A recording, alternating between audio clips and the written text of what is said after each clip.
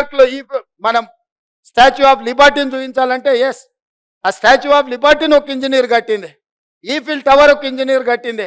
ఇవాళ ఇండియాలో ఉన్న మ్యాన్ మేడ్ వండర్స్ బాక్రానంగల్ నుంచి నాగార్జున సాగర్ వరకు, శ్రీశైలం నుంచి శ్రీరామ్ సాగర్ వరకు ఇంజనీర్స్ కట్టినటివే కదా. Engineers can create a new world. ఇంజనీర్స్కు ఉన్న శక్తి అట్లాంటిది. ఆ ఇంజనీర్లు ఈరోజు తెలంగాణ రాష్ట్రంలో మీరు భాగస్వాములు అవుతున్నారు, మీరు క్షేత్రస్థాయికి వెళ్తున్నారు. ఈ తెలంగాణకు నీళ్ళు అనేది ఒక భావోద్వేగం. మీకు వచ్చే ఉద్యోగము తెలంగాణ భావోద్వేగానికి ముడిపడి ఉన్నది.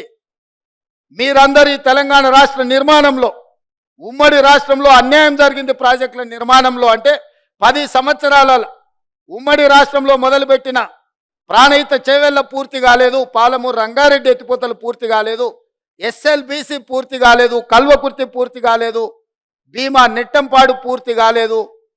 దేవాదుల ఈరోజు ఎక్కడున్నదో మీకు తెలుసు, సీతమ్మ సాగరు, ఇందిరా సాగరు, ఏది తీసుకున్న ప్రాజెక్టులు పూర్తి కాకపోవడానికి 10 సంవత్సరాల కారణం ఏంది? ఎందుకు ఇవన్నీ పూర్తి కాకుండా తెలంగాణ రాష్ట్రం వచ్చినా దాదాపుగా నాకు తెలిసి 1,90,000 కోట్ల బిల్లులు పే చేసిరు అనుకుంటే ఇరిగేషన్లో. Almost we have spent 2 lakh crores. 2 లక్షల కోట్లు సాగునీటి పారుదల మీద ఖర్చు పెట్టినా మనం ప్రాజెక్టులను పూర్తి చేసుకోలేకపోయినాం తెలంగాణ రాష్ట్రం వచ్చిన 10 సంవత్సరాలలో. దీనికి కారణం ఎవరు అని ఒకరి మీద ఒకరు ఆరోపణలు చేసుకునే కంటే భవిష్యత్తులో మనం అలాంటి తప్పు చేయకూడదు.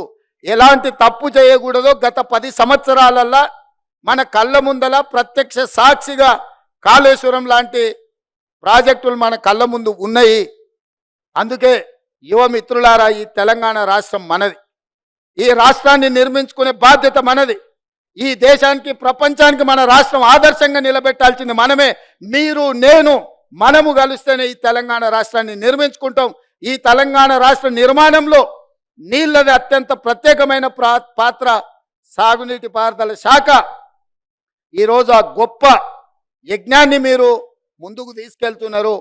తెలంగాణ రాష్ట్రంలో ఉన్న పెండింగ్ ప్రాజెక్టులను ఏ విధంగా పూర్తి చేయాలనో మీరు క్షేత్రస్థాయికి వెళ్ళండి.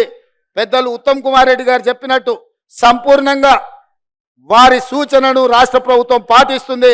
మీరందరూ క్షేత్రస్థాయిలో పని చేయాల్సిందే. ఎవరైనా ఏదైనా రికమెండేషన్స్, ఆబ్లిగేషన్స్ తీసుకొస్తే వాళ్ళని ఇంకా దూరంగా అడవిలో పోస్టింగ్ వేయండి అన్న.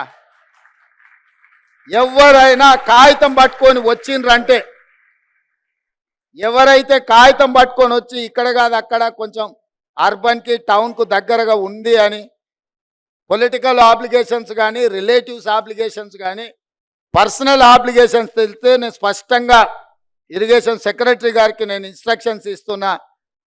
మాట్లాడకుండా వాళ్ళని తీసుకెళ్ళి ఎక్కడ ఏమీ లేకుండా రోజుకు ఒకేసారి తిండి దొరికే ప్రాంతం ఏదనుంటే అక్కడ పోస్టింగ్ చేయండి.